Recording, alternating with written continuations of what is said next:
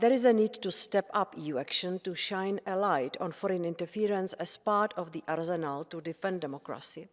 This is why the Commission is continuing its work on the Defence of Democracy package with the aim of tackling foreign interference while building resilience from within. It is important that we find the right balance for this tool, also in the light of intensifying geopolitical tensions. That is why, as announced in June in this House, work on a closer assessment of the impact of the package is underway. Another step we undertook to make our institutions more transparent and resilient towards undue influence is the proposal for the interinstitutional agreement on an ethics body. While keeping fully conscious of the autonomous role of each institution under the treaties, this body would develop common ethical standards for all institutions to implement in their internal ethics rules for their members. I'd like to turn shortly to the fight against corruption. The Commission takes it very seriously.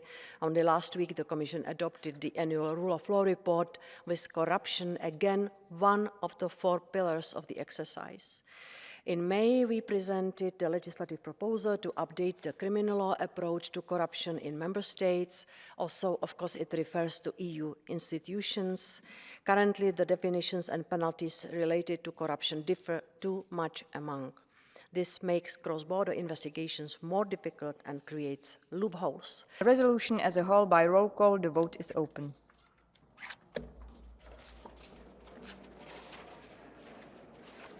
The vote is closed, and it has been adopted. Congratulations.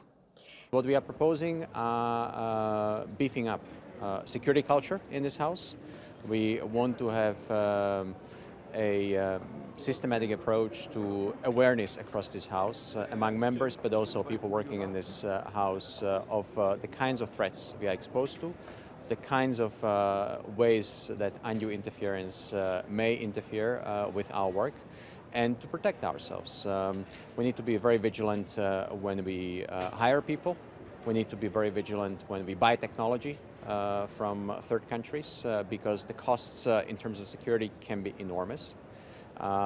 We have to be very careful when it comes to executing our role as members of this House abroad, particularly when it comes to parliamentary diplomacy. These issues have to be tackled in a systematic way. So we need to find a permanent institutional solution, I'm convinced, to how we tackle undue influences and undue foreign interference in our democracy beyond the lifespan of this committee. Now the committee ends, but our work cannot end. This is also the main message. It's an important report because it comes after the scandal of the so-called Qatar Gate.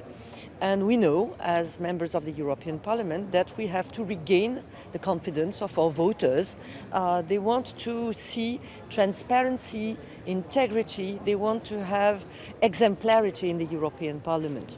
So we start with the 14 points presented by President Metsola.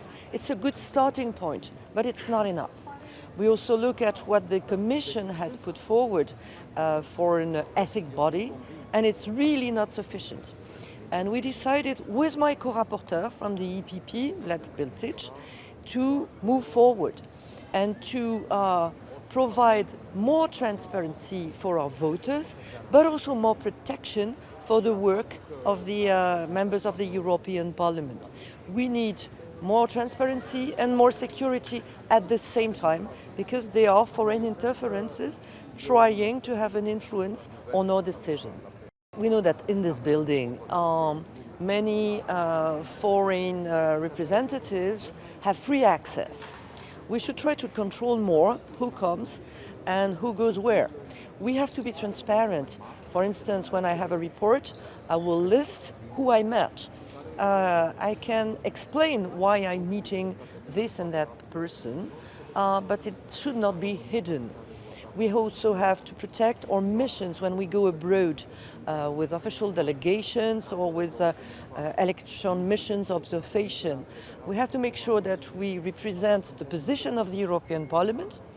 If we have personal positions which are different, of course it's allowed, But let's make it clear, it's a personal position, not the position of the European Parliament. We want to be much stricter and have more sanctions if there are trips paid by foreign countries and not declared, or if there are fake electoral observation missions. This has to be sanctioned by the European Parliament, because this is not what the Parliament as a body has decided.